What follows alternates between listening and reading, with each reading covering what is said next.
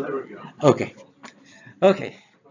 So, you know, when I was growing up, my favorite books were The Mystery of the Something. So this is my attempt to be an author here. So this is what happened. The server, you know, you saw all a message saying that the server ran out of disk space, and there was a 20 gigabyte log file. And I was wondering how you could get a 20 gigabyte log file, right? And was the grader at fault? Could the grader have done something to prevent some process that's run amok and printing a lot from creating such a big file? So when the grader runs, you have to be afraid of people who do bad things. You know, the halting problem says you can't tell if the student program halts. So if somebody has an infinite loop, you have to be able to detect that through timeouts, right? Now, as it turns out, your applications require 10 or 15 minutes because of our tests and because of my tracing that I asked you guys to do, 10 or 12 minutes to run. And in 12 minutes, you can do a lot of writing, okay? So it was not quite the grader at fault, just because our tests took so much.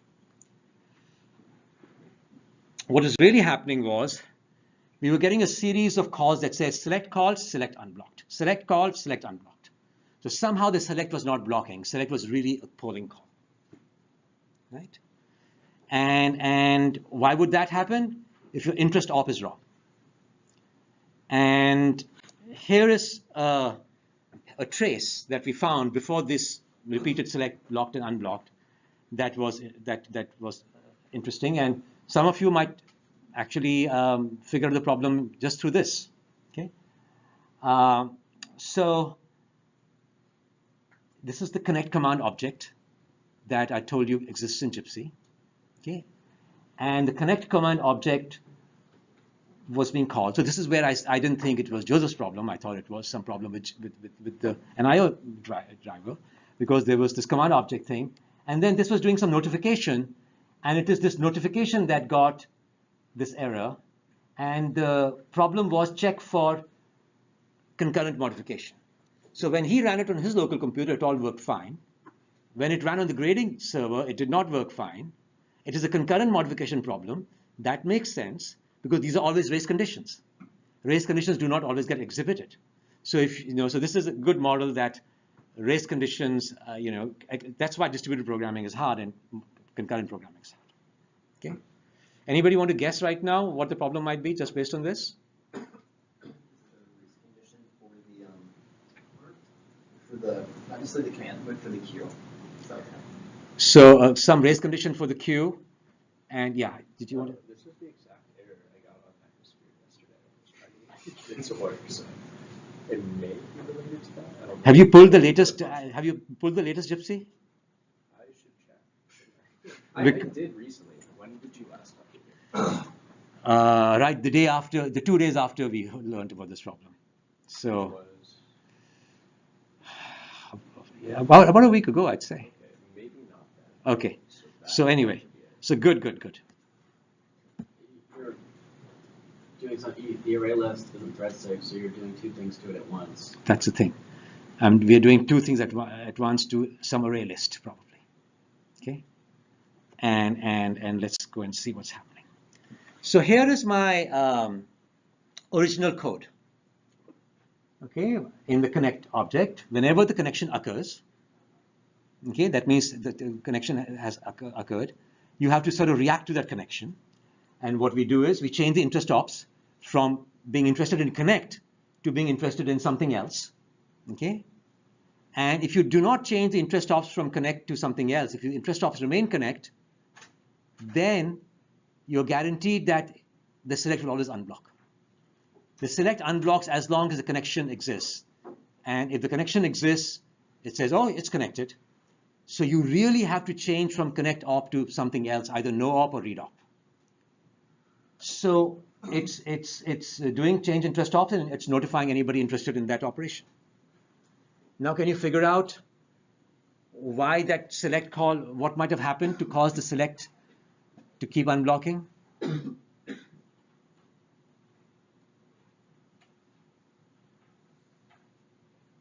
Are you guaranteed that the change interest ops will be executed? Why would it not be executed? Why might it not execute? I mean, if this thread's interrupted, right? Well, you don't. No, if it's not, it'll eventually be executed, right? This is the select thread.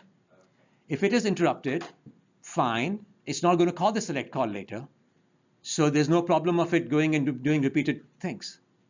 So somehow this particular method, and interrupt is kind of the right term. Yeah. So after the connect, something gets sent before you can change the interest ops? And that's something. Do we know what that something is? Another. No, what's happening here? What is it doing? It's saying going through each listener and call connected on it.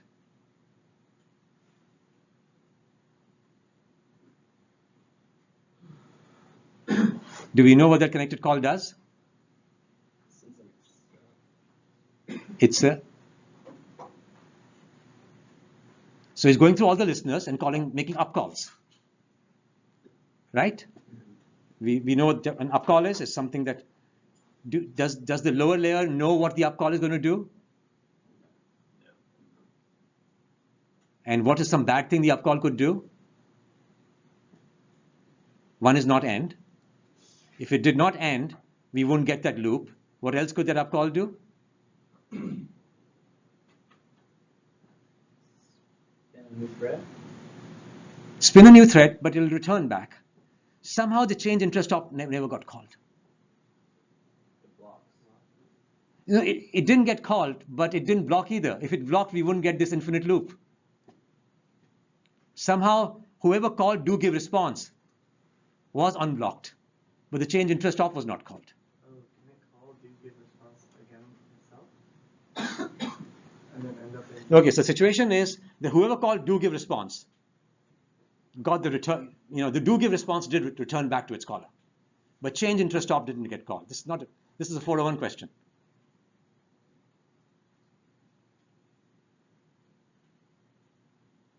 What did we see in the previous slide? We saw a trace. What was that trace of? And what did we see there? It was a stack trace caused by a.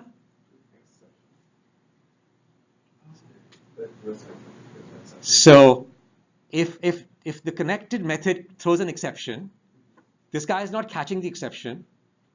Who's going to get the exception? Its caller finally. Do give response never got called. So what is programming mistake 1 here that I did? There are 2 mistakes I did. And another sort of related problem. But I do want to be an observable. I could have changed their. So listener throws exception, terminus method execution, change interest op not called to remove the connect interest op. Okay, so in functional programming, you often don't go and give a sequence of steps. You just say, here are some steps you can do in whatever order. And functional programming is very conducive to parallel computing because you can take those steps and execute them in parallel. Now, is there any order really required here between the operations? Did change interest op have to occur before or after the notification? No, right? So I could have just gone and made the change interest op before that. That would be one way of solving the problem. Okay? And so change interest op is not hostage to listener code. Now, what if I don't catch the exception? And I just do this? Am I doing well, or is there still going to be a problem with this code? What's the problem? Probably want to still call connected on the rest of the listeners. So if one listener screws up, the other listeners get affected. Right? So, but so I can do. So if I do this, will that solve the problem? Not the one he described, because the loop will terminate. Okay? But by the way, when we were in a hurry, this is what I did. But when I was making my lecture, You could have just put the try catch inside though. yeah. So no. I made the next slide. I just haven't gone and updated the code. So caller does not depend on or know about upcall and thus can ignore the exception and simply print the message. But one listener hostage to code of another. So this is the right way to do it. Okay. I just haven't gotten around to. There's about 7 different listeners that I have to worry about. I said, I don't want to go and search for all of them again, but I will at some point. Especially when you guys are debugging your code, I don't know what mistake I might make as my mind wanders. Okay, but so this is very interesting. But tell me something: is it always right to catch a connection, to catch an exception, or should you sometimes push the connection to the caller? Because the caller might know better. In this case, can you imagine a situation where I should have really pushed it to the caller? The caller probably knows more about the circumstances of the connection anyways. So you think the caller? The caller should definitely handle this. So I'm going to argue that this is exactly the right thing to do. Don't pass it to the caller. In this case, because you are making an upcall. Nobody knows what an upcall is going to do. No, I'm saying make do give response through. I'm saying do give response should catch the exception. Because you see, this is an upcall. Upcall means that the code here doesn't really depend in any way on the other code to function. It's just saying, hey, for your information, here's some information. I don't at all expect you to do something other than just please return to me without an exception. And if you violate that contract, I'm just going to print a message. What do I know? I can make no intelligent guess about what to do because there is no prescribed semantics for it. It's just a notification method. So with an upcall, you should always make an upcall. And I didn't realize this principle till I saw this in a try-catch block. Don't pass it to your caller because nobody knows what to do with it.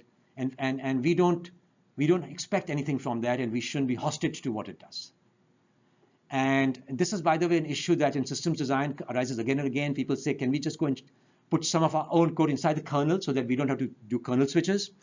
And not only can the kernel, and then they talk about doing it in a thread-safe language, in a security-safe language, but it always gets tricky. And even when you're not pushing it to the kernel, you have this problem here. So that's another principle, that every upcall should be in a try-catch block, ideally with a timer. But if you have a timer, then it means you have another thread.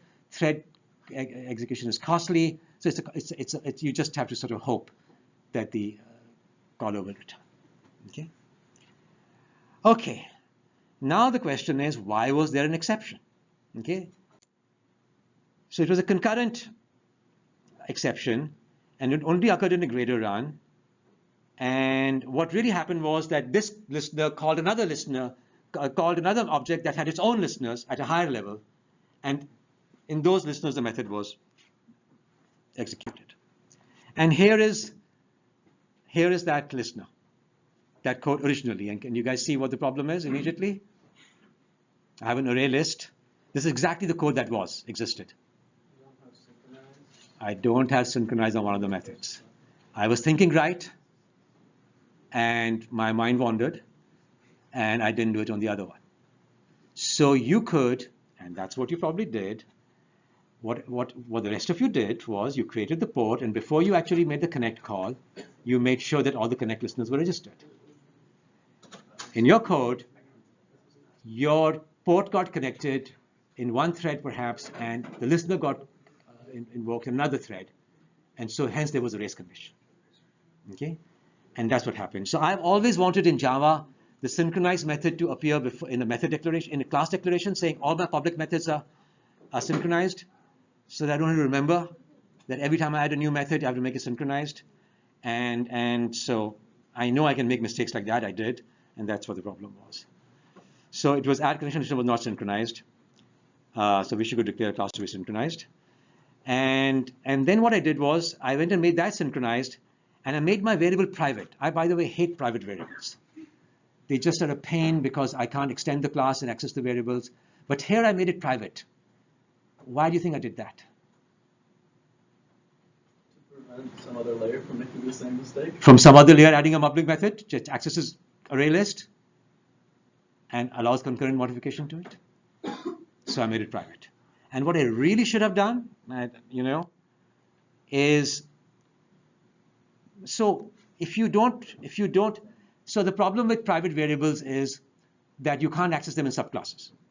And Niels and I are working on a project together. Niels says, can you go and make this particular variable protected, please? Because my subclass needs to access it. And we do that. So one thing is to make it from private to protected. What else can you do to solve the problem of subclassing? If you really want private variables, what else should you do with it? Or wait, so you don't want the class to be subclass? I want the class to be subclassed. Oh, okay. Yeah. What was your? Oh, make getters and setters. Make getters and setters that are protected. Okay. People are lazy about doing it. I'm lazy about doing it. Okay. But that is the correct way of doing it, and that's sort of another principle. Okay. Okay. So, do not want subclass to allow concurrent modification. Okay. So that's the story. Should provide synchronized getters and setters. So mistakes are good. You learn things. And here's something you may want to quote that I learned from a Google programmer who teaches here. A good programmer is somebody who's not scared of tackling any problem, but also knows they will make mistakes when doing that. Okay? And so, that's why we implement, and